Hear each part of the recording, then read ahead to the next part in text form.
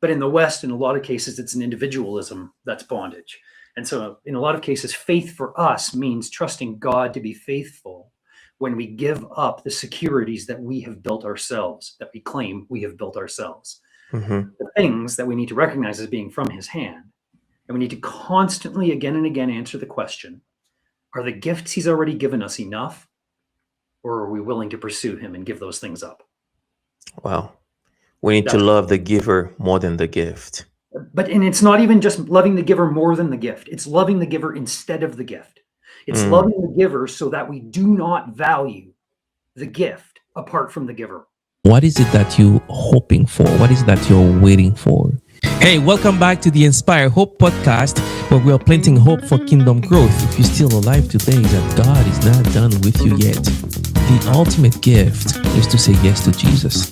There's nothing more inspiring than God being at work in people's life through their stories. We are Samuel and Rachel, and we are the host of this podcast. Hey, this is Inspire Hope podcast, where we share real stories of how God is moving in people's lives. If this encourages you, please consider subscribing. My team just let me know that over 80% of our viewers aren't subscribed. And it's one of the simplest ways you can support this ministry, because we are grateful to have you with us. And now, let's go back to the show. Today I have with me Jeremy. Jeremy, how are you doing, my man? I'm doing really well. Thanks for having me on the show today. It is awesome to have you, Jeremy. To begin with, Jeremy, one of the questions I usually ask my guests is, tell us about you. Tell us where you grew up and the world that shaped you. Yeah, I mean, I'm an interesting story, I guess. I was born in the Rocky Mountains of BC, and my parents got saved when I was quite young. And then quickly they felt a call to missions after that. And so I grew up scattered across Canada, 1 year in the US, and then on to Africa. And so I was first in Kinshasa, what was then Zaire, now DR Congo, and then in Kenya and Tanzania through my growing up years. Since then, I've lived in Canada. I've lived back in Africa. Now I'm living in Alberta at this point. So it seems like you live all over the world. So tell us now, you as a Canadian, living as a kid, living in Africa. How was that? I mean, it was interesting. It was good. I know that there are many stories you could tell. There are many things that we could share. But I think for me, probably the most powerful thing that happened really early on, and I thank God for this on a regular basis, is that my parents were called into a ministry that was growing rapidly. Things were going very, very well. They were planting churches and they were seeing God move in miraculous and mighty ways.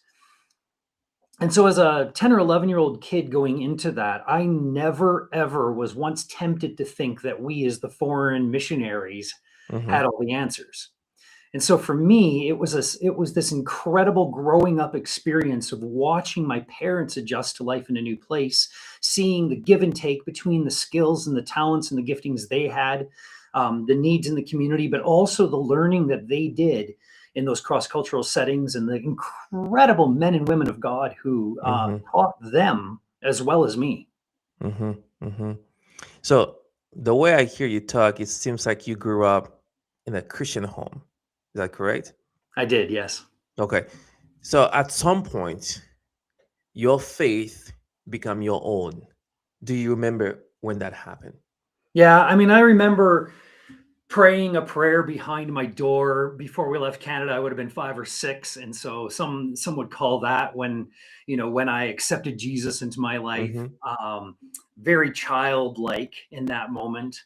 Later on, probably about 11th grade was when I really made my faith my own. That was when, those moments come when we're challenging what we believe, we're thinking through who we're going to be. And I had lived a life where I had seen God at work in the world. I had seen his hand.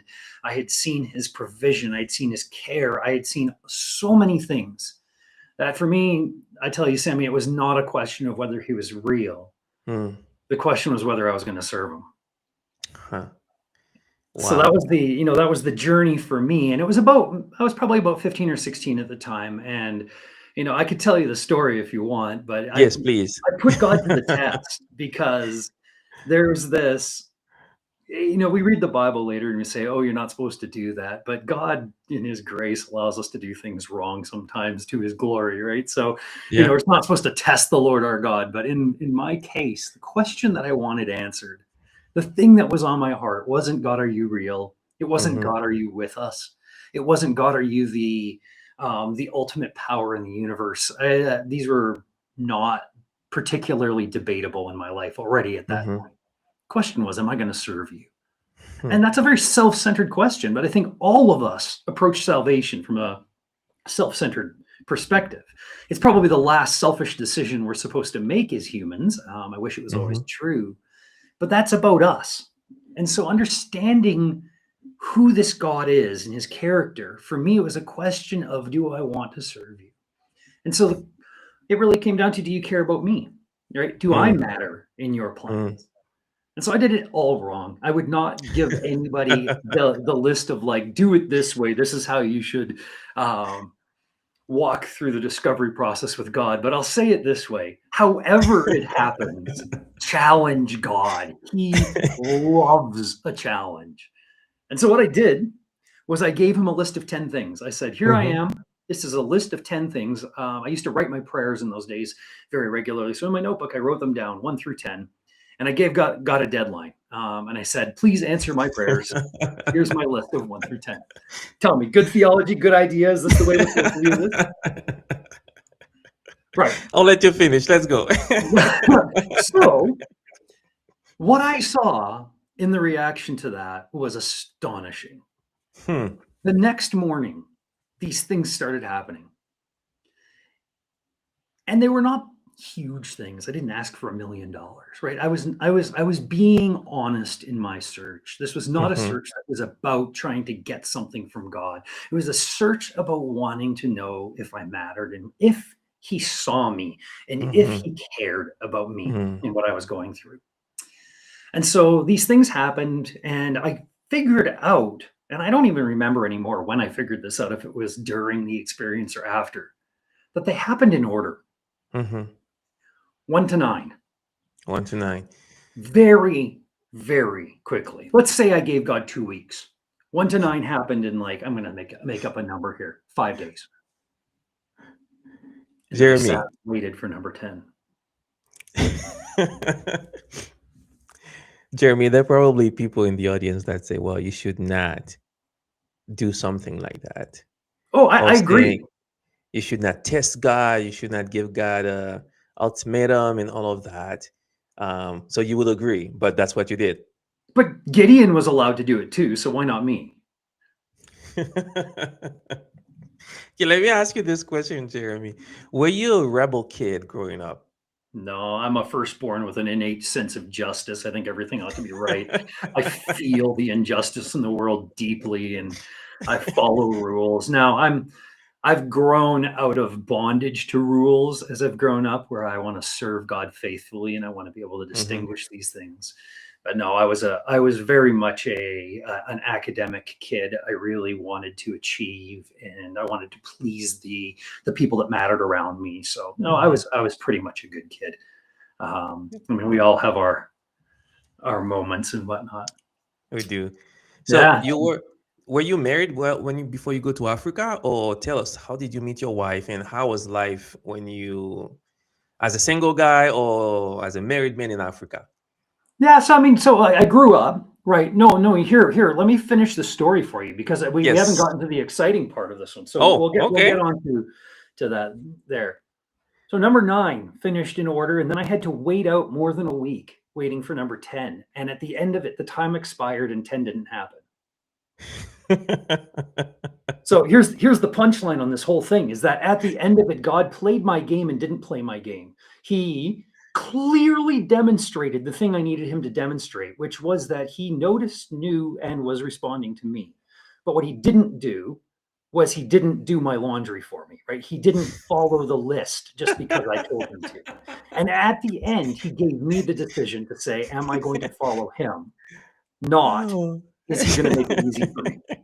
So there's the end of that one. So that was when I had to wrestle with it. I got angry. I went through a little piece of emotional grief and whatever else, and I came out the other end saying, "Fine, you win.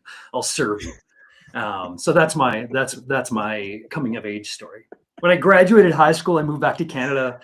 I got married young. Christine and I were pen pals through high school. Even we wrote letters back and forth. It's a long story, but so when I came back to Canada and we started, email was brand new around that time. In my dorm room at university, I had a phone line and I could call one number on Tuesdays after 7 anywhere in Canada.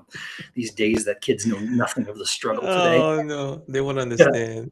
But she was the number that I would call. And so we talked a lot, and we ended up getting married early on. We were young, and so we finished growing up together. And God eventually, after a long process of making me wait in order to grow, he released us into ministry, and he called us back as missionaries. And so we went back in 2007 and became missionaries, went to Tanzania at that point. Yeah.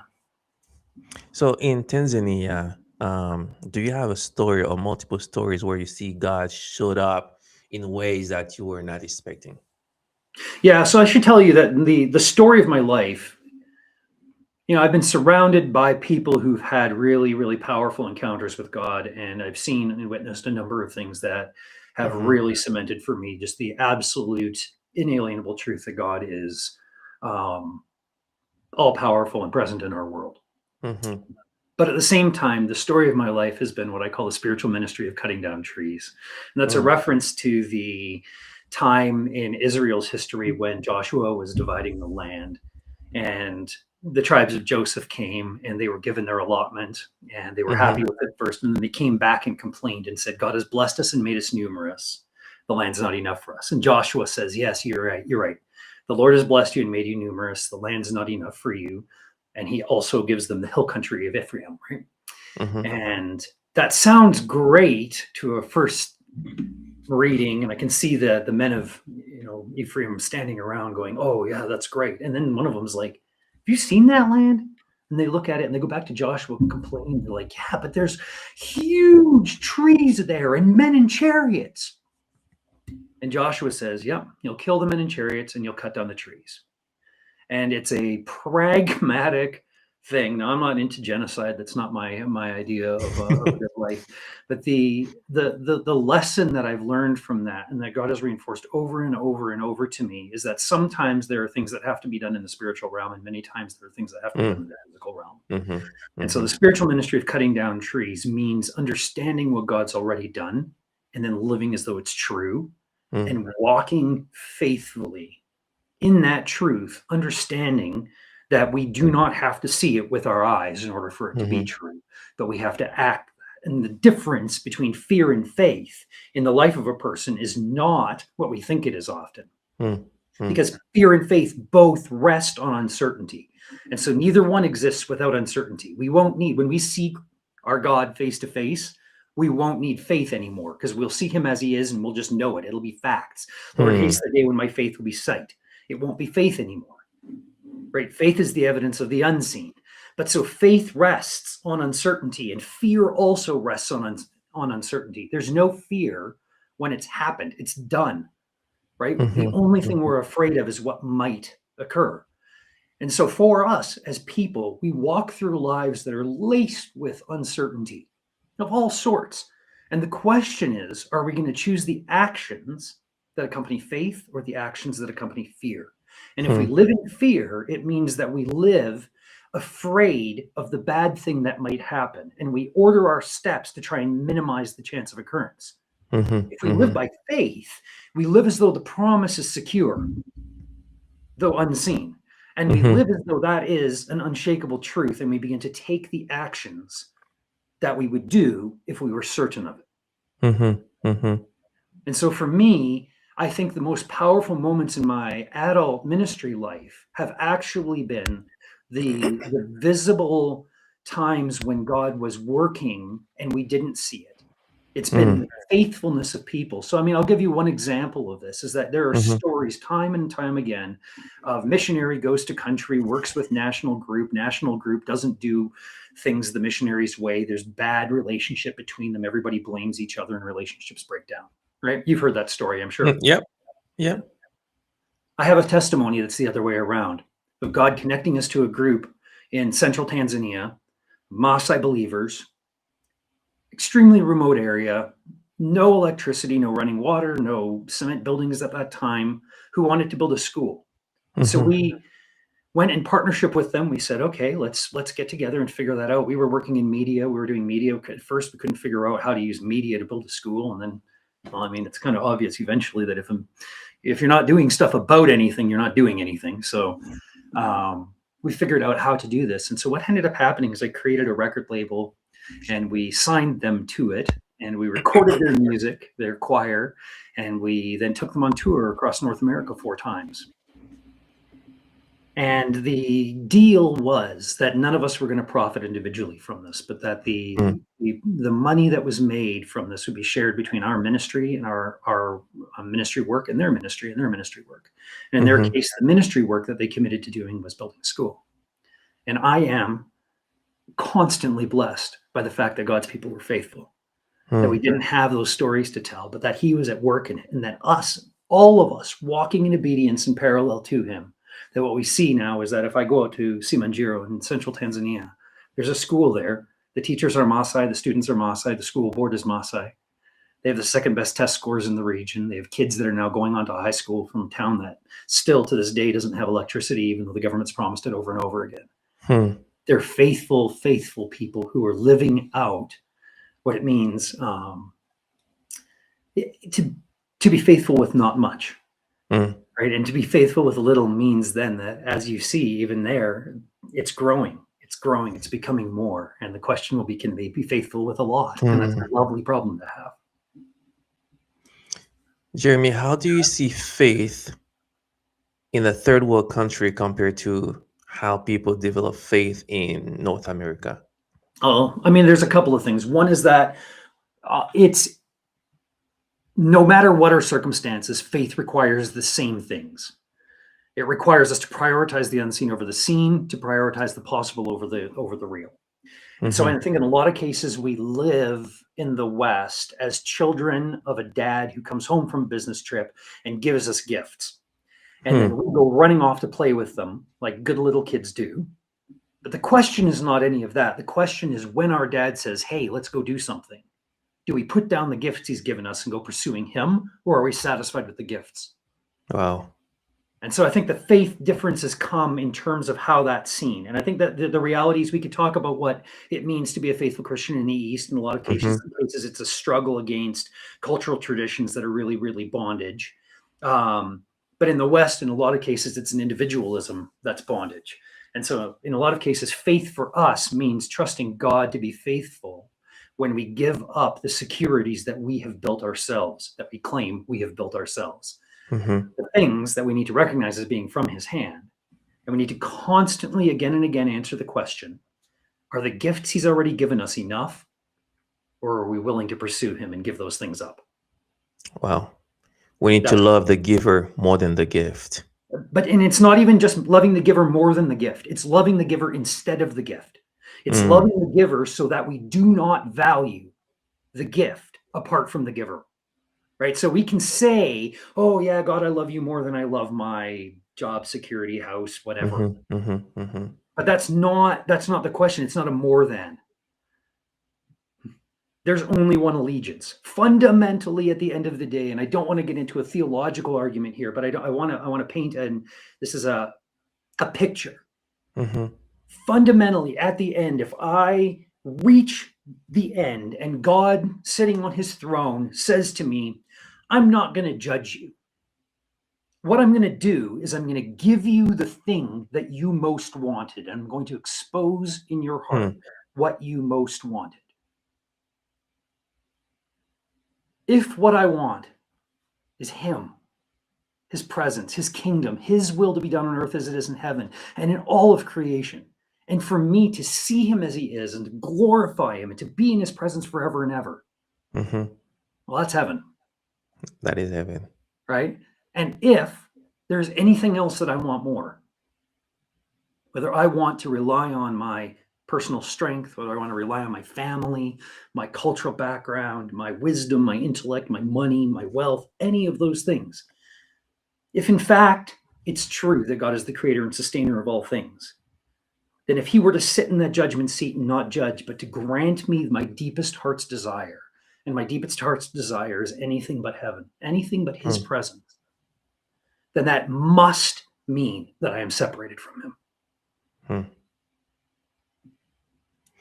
Jeremy, is there a time in your life where you feel like your faith or you start doubting God because of a situation, or your faith or shook significantly because of something that happened? I mean, we have the opportunity always to fear the things that are going on. You know, the biblical stories of the disciples constantly being afraid of the storms and of the waves and of the people and of like just right all the things that happen. We're all like that. I could Mm-hmm. say that, I think there's been a number of critical moments for me. There have been times when I was afraid that I was losing my ministry. Mm-hmm. There were times when I was afraid that something was happening in my family. Um, there were times when I was afraid that I wasn't doing enough in a situation. Mm-hmm. And so I think that I think there are many times for us. Let me just pick on being a parent for a bit. I know you're a parent; you've got a few years to go yet, in terms of Mm-hmm. catching up with me. But the journey is real, and at the beginning, most of our fears around our kids are very, very physical. They've got a fever, Mm-hmm. they're coughing, they won't sleep, they don't seem to be growing fast enough. Whatever it happens to be, right? Is some other kid developing faster than my kid? Um, will they be as good at soccer as me, Mm-hmm. etc. They're all better than me, but probably not than you. You might have a bigger fear in that case. The challenge in those situations early on is all this physical sets of fears or whatever else. As they grow, the physical gets a little bit easier sometimes. Not Mm-hmm. always. There Mm-hmm. can be really big medical challenges, and I've had my share of those in my family. But it becomes a much more of an existential, emotional fear. What if they don't um, learn what I'm teaching them? What if they don't live like me? What if they make bad decisions? What if they? And the truth is, they're going to make bad decisions. Yeah. I make bad decisions too, Yeah. right? Yeah. They are going to fail against my standard of who they should be because I don't even understand who they are, right? Mm-hmm. They are Mm-hmm. going to even see God differently than me because I don't see him perfectly. Mm-hmm. And so Mm-hmm. living in faith and living in fear with our kids is a real, real thing. And so for me, as my kids are growing up, releasing them into the care and safekeeping of God and trusting him to care for them, to provide for them, to lead them, to nurture them, to pursue them.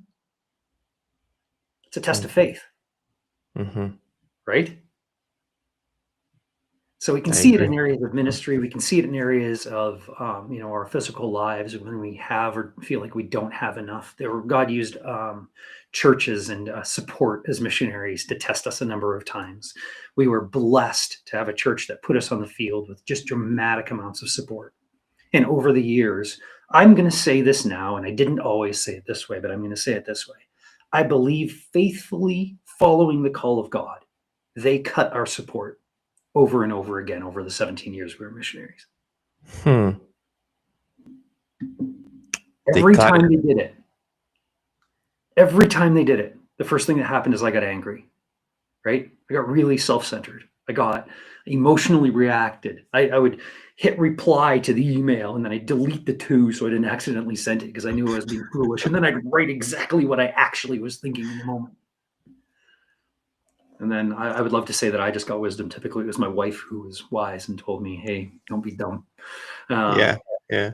and then we'd go back and bring it to the Lord in prayer and bring it back before him and say, Lord God, we're all, them and us, we're all serving the same master. Like the paycheck comes Mm-hmm. from you and you alone. The ministry enablement isn't from these people. They're Yeah. responding to the same call that caused me to go. Yeah. Yeah. And so he's been faithful in that, in allowing us to test our allegiance, whether it's to the people of God or to God himself, Yeah. and to understand that he can call his people to do things that aren't necessarily good for us personally. But on the other side of that, there was a church that I was back on a home assignment. My wife called them up and asked if I could meet, if she could set up an appointment with me and their missions director. And it didn't work out. We couldn't make the schedules align. That church picked us up anyway, having never talked to us in person. And became faithful supporters, and they increased their support of us time and time again as we were on the mission field. Why? Because I couldn't take credit for that relationship in any way, shape, or form. Right? That was God's creation. That's God's doing stuff. In his own time, in his own way. And so I can see the fear and the faith are always there. And the actions that accompany faith are always available to us. And the actions that accompany fear are always available to us. The question in any given moment, and oh my word, I want to graduate from this and move on to always choosing faith naturally. But we don't. We live in between, and we are people who fear. But the emotion's not the problem. We will live and we will have those emotions of fear. It's not ungodly even. That's physical reactions, right? Stress levels rise, right? Adrenaline rush, all these situations. That's normal. The question is, what do we do? And what we do is based on what we actually fundamentally most believe in. Jeremy, if like this month, the theme for this month is missionaries. Like we are talking to multiple missionaries because we want to promote mission for this month. If somebody, a couple in our audience are listening to you, and you said you were in an isolated area where there was no running water, there is no electricity, anything like that. Here in Canada, we have running water, electricity. We have Walmart not too far down the road. Like you can go to the store, and none of that in those isolated places. Why do you think somebody should leave the comfort of their country, like the safety nets, the like whatever they need or they want, it's just down the road, to go to a place where there is no running water, where there is dirt, where seeing people suffer? Why do you think people should do that, and is it worth it? Well, here I am in the position of director of recruiting for MAF right now, right? Raising up another generation of missionaries to go to places that others can't or won't. So I answer that question a lot, I guess. I think the answer to your question is the wrong question. That we're so worried about the things. But isn't it Paul that says that all these things, I count them as loss in comparison to the all-surpassing greatness of knowing God? And so for me, the challenge is one of just making sure our priorities are in the right place. Because it's true that creature comforts are great, right? It's really wonderful. I love the fact that I have central heating in Alberta winters. That's a great, great thing, right? I don't want to do without that. I don't want to. Life wouldn't be the same. Like for us here in Manitoba, it wouldn't be the same. No, it wouldn't be the same. It would be harder, materially, factually harder. But it wouldn't prevent you from serving God. I can serve God with a lot. I can serve God with nothing.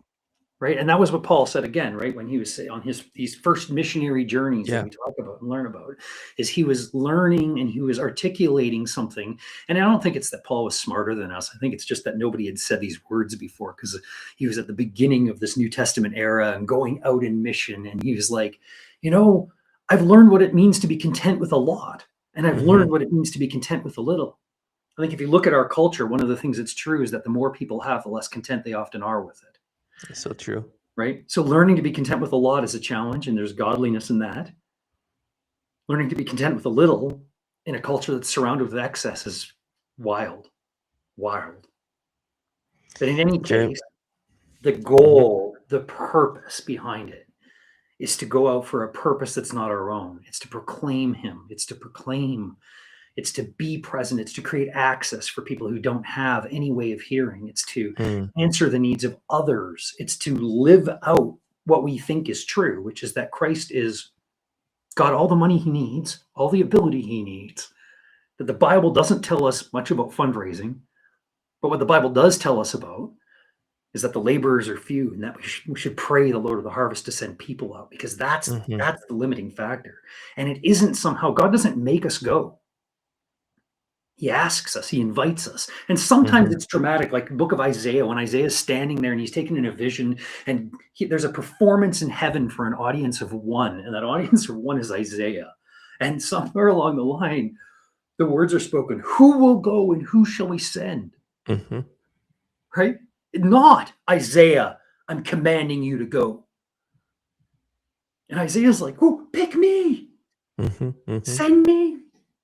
I love that. That's such a good story. It's so great. It's a delight, because it was an audience of one, but there was agency involved in it. We see the same thing when the angel announces the coming of Jesus to Mary. It's not something that just is done to Mary. Mary's questions are answered. The angel appears, talks with her. Eventually she's like, may it be to me according to your word.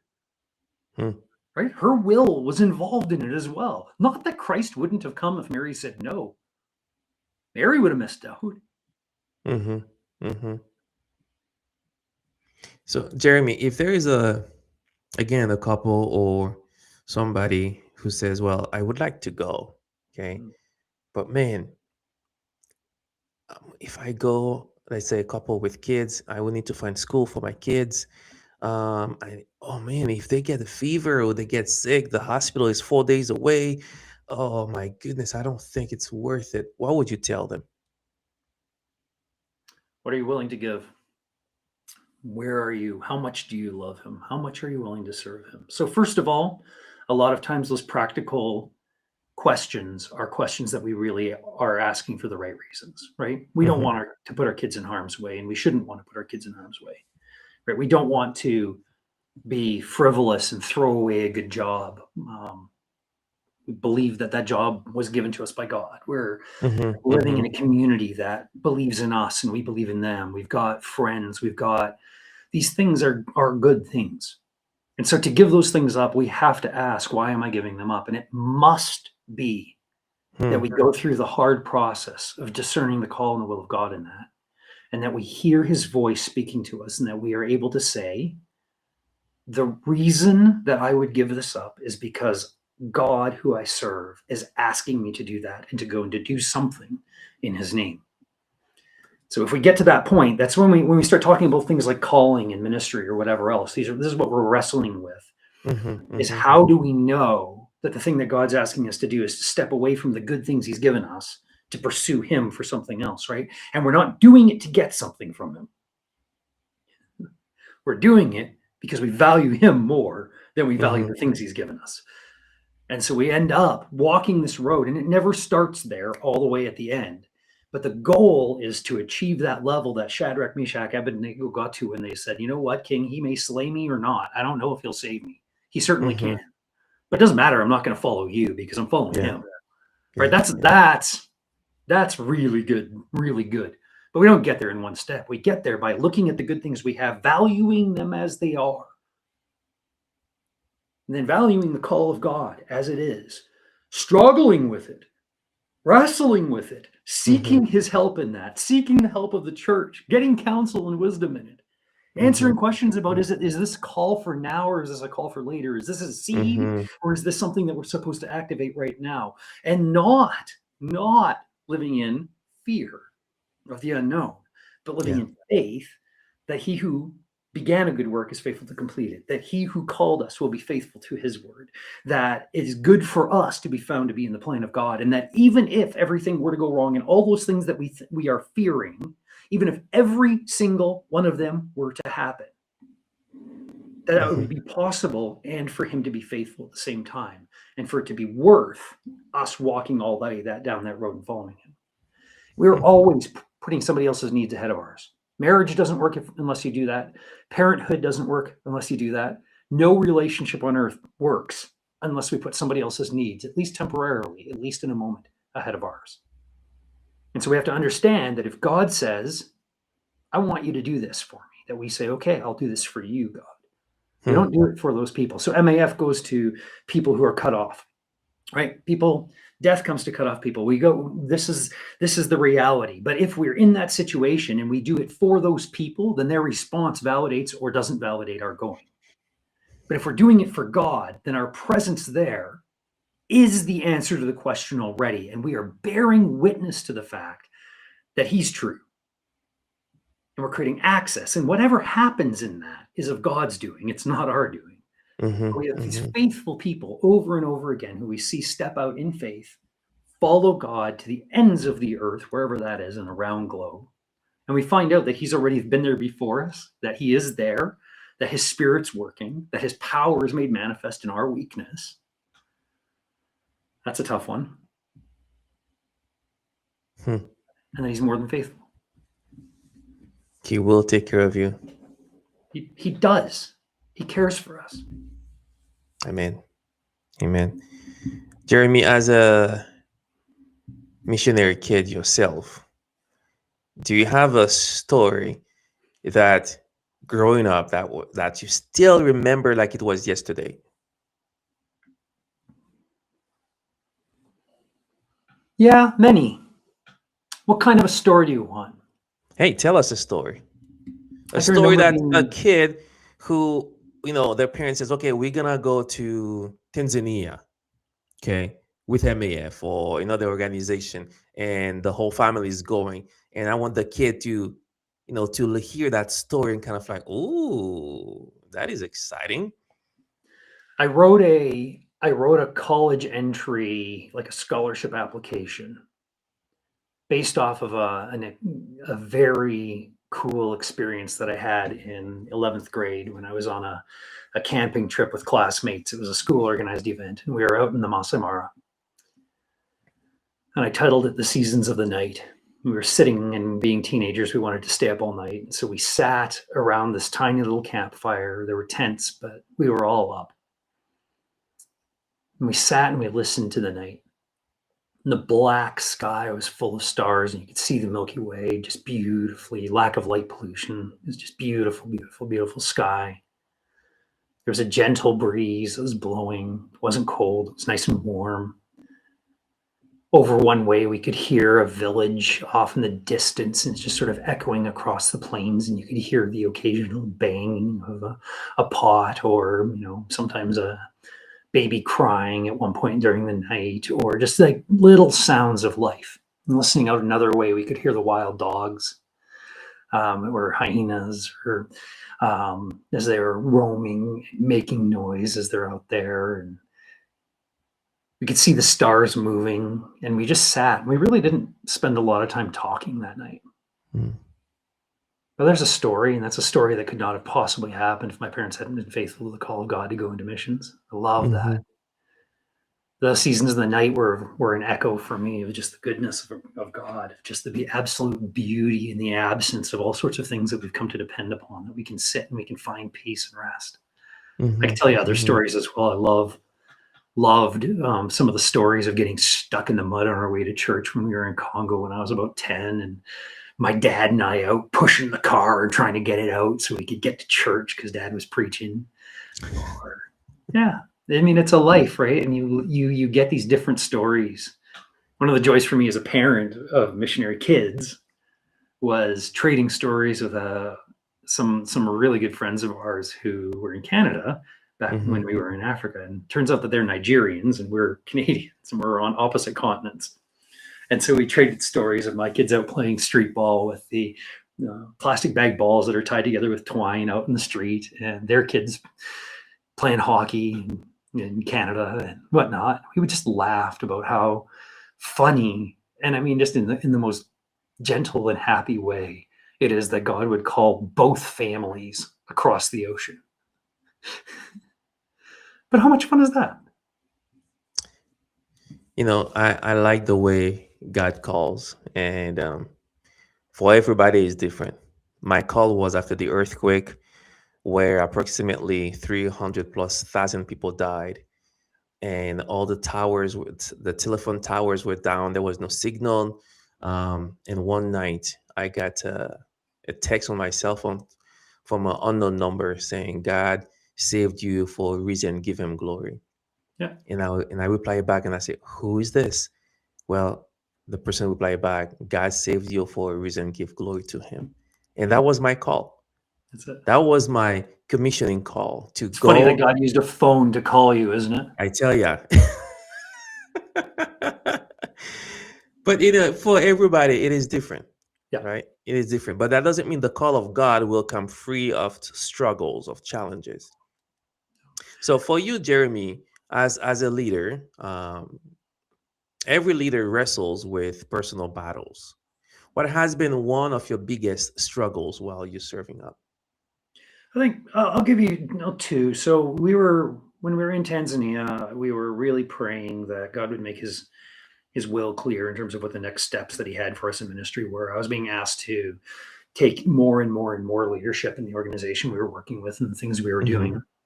I was willing to do it, but I was also aware that it needed to be God calling. And so I was praying for a long time for clarity on this and whether this was God or whether this is just sort of the natural flow of events but he wanted something different. I didn't really have an answer on that, and I didn't feel like I had an answer to that. And so the struggle of being able not just to feel the call of God, but to know what to do next is often the biggest thing as a leader in ministry. It's because there's others looking to you as well, and you really have to balance out the fact that you're in a role that is a leadership role with the fact that you're no more able to hear from God than all of those following you, and that you're not invaluable, and that at some point God's going to ask you to step out of the place that you are. You're not going to be there forever. And so that maintaining honesty and discernment in terms of what to happen, I think ministerially that's been important. I've wrestled with that when God called us out of Tanzania, and we don't have time for it today, but the story of us moving to Kenya. And I mean, I ended up wandering around a big long walk over and over again, moping that God was done with me because I was about to turn 40, or maybe I just turned 40. And that's it. It was all downhill from here. God was finished with me. And I knew I sounded stupid. It was how I felt. So I just sort of told God that.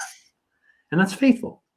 I could tell you as well that a struggle that we all have, and we were talking about it earlier, is being parents, right? And we have to not control the outcomes for our kids. We have to allow them to walk the road. We have to allow them to be, and as they grow up, the level of independence they get is terrifying. Right? And so we have to walk that faithfully, trusting not in our raising of them or in their character or in anything else other than that God, who called us, can call them. That God, who revealed himself to us, can reveal himself to them. Exactly. We don't want grandkids of God. We want God to have children. Right? I want my son to be my brother in Christ, my daughter to be my sister in Christ. I want, isn't that our desire, right? But that's hard. Somebody told me, Jeremy, so the same line, like the same Holy Spirit that lives in me is the same one that lives inside my daughters. And it's not like he's a little Holy Spirit because it's a little kid. It's the same one. So the same way he can reveal himself to me, he can reveal himself through my little girls, right? So right. It's the same one. I really, really appreciate what you said here. When it comes to mission, Jeremy, what is it that you wish someone had told you before you step into mission?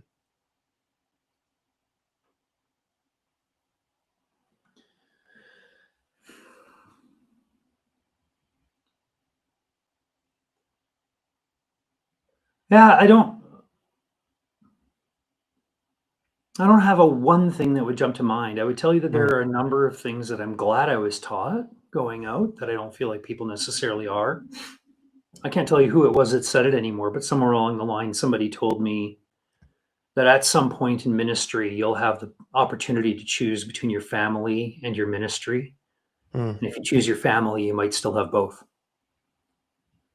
And I'd say that was real and that was wisdom, that our first call and our first responsibility and our first promises are to be faithful with the family that God's given us. And so we never are in a situation where what we have to do is we have to take our family into things that we wouldn't want to by the grace of God when he reveals that to us. But in that way, right, you know, we are asked to be ministers first within the household, and that is the thing that's true. Yeah. Yeah. Another thing that I was told, which I'm really thankful for, was when you go remembering that it's fair for God to call you and your children, your family, anywhere, and that includes back home. Mm-hmm. To resist the urge as a missionary working somewhere to glorify the call overseas at the expense of the faithful Christian life at home. Because it's perfectly fair, perfectly legitimate for God to call you back and to Mm-hmm. tell you, thank you. Now, please live in this community and be faithful with the things that have happened and share that and just be a part of this Yeah. community that you're in. And so, you know, I'm encouraged by Elisha's story there. You know, most of the biblical heroes go out in a blaze of glory one way or another, right? Mm-hmm. Mm-hmm. Taken up in a chariot like Elijah or something. But Elisha finishes his work and retires. He eliminates Baal worship in Israel. That was his job. He achieves that goal and he retires, and he's living out on the edge of Israel, not in the center. He's farming. Hmm. It's just being a normal guy. But he did that with dignity, and he did that with the same faith as when he was actively being the prophet in Israel. And when it came time, when he was sick with the illness from which he died, God sent the king one more time to him. And he was ready in that moment to be used by God again. Right? He didn't get lazy. Mm-hmm. He valued the call of God, regardless of how it was God was using him. So that's my goal as a Christian, not as a missionary. Mm-hmm. My goal is to be faithful to God first and not to the status or the role that he's called me to be in for this time. Jeremy, if there was a question that you wish people ask you, but no, I don't want to say nobody, but people haven't asked you, and I haven't asked you that question, what do you think that question would be? It's something that you're passionate about. You wish people will ask you about this thing. I really, really, really wish that the church was more concerned about the next generation. And so when I go as the recruiting person for MAF and I am presenting somewhere, I'm watching for the youth and I'm watching for the kids, because they're the future. They're the ones that we need to be preparing and investing in and teaching the call of God to. And so I think it's funny, and I'm going to say this very boldly, and please don't take it beyond. I speak it in love to the entire church, not in anything else. But I think it's silly that we take our most skilled, trained people when we have them teach the adults, and then we have children teach the children. We have the youth teaching the children, and we have young people being youth pastors. And I think that's such a tragic mismatch sometimes, where we're trying to entertain them rather than disciple them. And so my goal always is to say, church, why don't we be about the next generation? Why don't we be about trying to answer the big questions in faith, being able to bear witness to what we've seen and heard around, you know, the kids, have them in our lives, invite them in, have these multi-generational conversations where they can feel like they're being treated as equals and being welcomed to the table, to have conversations about things that matter to them, answer those questions, engage with them, condescend to their level, and be silly, and open the door up so that we can actually have conversations and we can talk and we can, you know, engage in stuff that needs to be said. So if there's something that I wish people would ask me about more, it's the next generation. I remember being in my 20s and being called into missions and being told that we were the next generation. You know, I'm now in my 40s, and maybe I'm the generation, I don't know, but pretty soon I'm going to be the last generation. And like, we just have to keep moving. We have to keep investing in the future. A church without youth, I usually say it's a dying church. A church without children ministry eventually will be a dying church, because you need the youth to yeah, go ahead. Right. And it's not that we have to create a program in order to be successful. The thing is, we have to be the kind of people who do it. We have to just be the change that we want to see in the world. Right? It's a trite bumper sticker kind of a quote, but it's Yeah. so true. We just do it, right? Engage, be there for them, value them, place them in a place where it matters. Assume that they're capable of understanding difficult things. Hmm. Maybe you said it, but if there is in a church a pastor or lay person listening and say, okay, Jeremy, in a concrete way, give me 2 or 3 things that I can do to get the next generation to the level that we want them, what would you say? What did God do when he wanted to reach man? He became like us, moved into the neighborhood. He became like us so that we could relate to him. So often we are so scared to be exposed before kids somehow that they're going to find out we don't know everything. I mean, let's get down into the fun bits of life. Let's go into those places where people aren't yet totally bogged down by all of this adulting that we do, and let's be with those people. Let's talk with them. Let's volunteer to show up to do things that are, slightly ridiculous. Let's find ways of saying yes to things that maybe are slightly ill-conceived but not dangerous. So let's have fun. Let's become like, it's just a matter of putting yourself into that picture and saying, you know what, I remember being 10, right? I remember how absolutely funny the most silly things were at 10, right? Like, it was the land of like bodily function jokes and just like silliness, right? So let's do it again. Or, if somebody walks up to you, kid walks up to you and says, can I give you a sticker? Like, take the sticker, right? Be present in the moment and value the person. I mean, Jesus was on his disciples' case about that because they wanted to keep the kids out of the serious conversation. And God's like, you don't understand. That's the serious conversation. This play that they're doing is honest, right? Us pretending we have everything organized as adults. That's dishonest most of the time. We don't. We would be much better adults if we weren't afraid to still be kids. I'm convinced that when we get to heaven and we look back, what we're going to see is that you and I here on this podcast, Sammy, we are 2-year-olds in a sandbox playing Office. And it's going to be delightful to watch from a heavenly perspective when we actually understand how things are. And we're going to be so aware of how little we know now. But the question is going to be, were we having fun, or were we taking ourselves so seriously that we were just bossing the other kids around and telling them where they had to sit to be in the classroom because I'm teacher? Yeah. I don't know. It's a fun life, and this is, if we can let go of some of the constraints and allow ourselves to be present with the people that God's given us, we can be there. I mean, the same thing can be said the other way, which is that we need to respect our elders. We need to be present with them. We need to care for them and honor them. And I can remember being made by my mother, forced against my will, to go sing in an old folks home when I was a kid. Some of the best things that have ever happened to me. Why? Because it taught me something about life. I'm sitting here unwillingly singing in harmony with my mom, but somebody's being ministered to as a result of that. So there are multiple different angles, but the point is not to be thinking of ourselves more highly than we ought, either as a kid who shouldn't be singing for those old people, or as somebody who's such a mature adult that I shouldn't be getting down and being silly and telling jokes and sitting on the floor. Oh, that's good lessons, Jeremy. Last question now, before the last question. What is one thing that most people don't know about you, Jeremy? Oh, I don't know what people don't know about me. I've preached in Swahili, I think, more than I've preached in English, and that's fun. That's a privilege.